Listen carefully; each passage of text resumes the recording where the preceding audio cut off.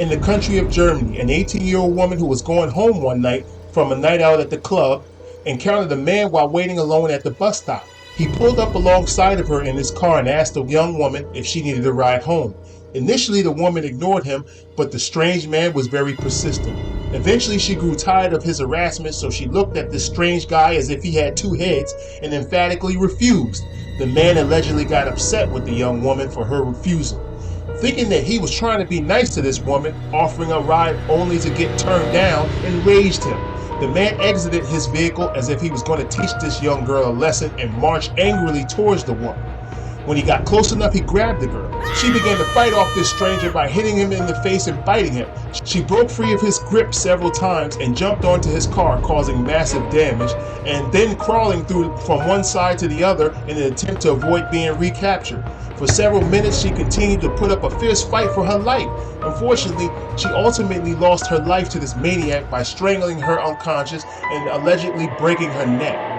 Even after her death, the killer was still enraged, and as a last attempt to desecrate the young girl's body, he stripped off all of her clothing and tossed her dead body into a local pond. This happened to be the first of many young women and girls that were killed and abused in a heartless, heinous manner.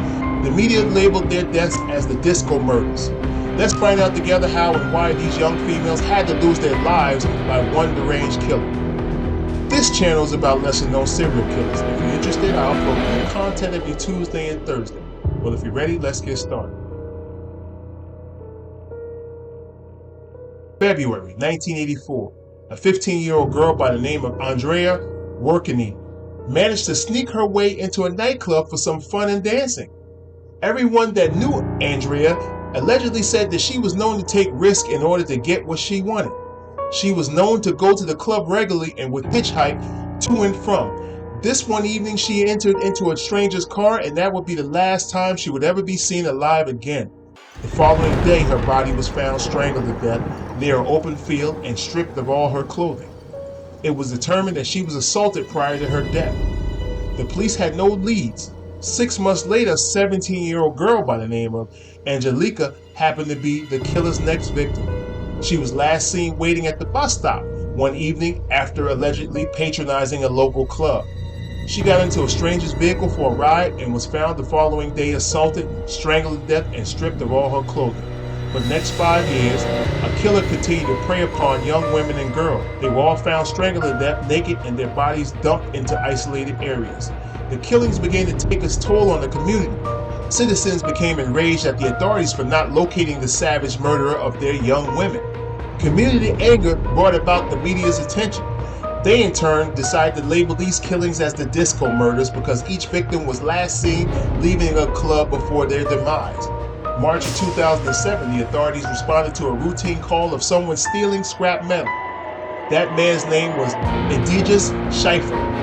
Initially thought to be just a petty thief, the authorities did not assume that he could have been involved with any other crimes. So they had no intentions of holding him, but they had to follow new arrestee protocols administered by the judicial system. A law came out years prior to Edgis' arrest that criminals of most crimes, no matter how petty they are required to submit DNA swabs to the authorities. Edgis willingly cooperated with the authorities in providing the evidence requested. Since the man had no other arrest holds, he was immediately released. His DNA swabs were submitted to the police database system. A confirmation came back connecting him to the murders and assaults of 5 women and children.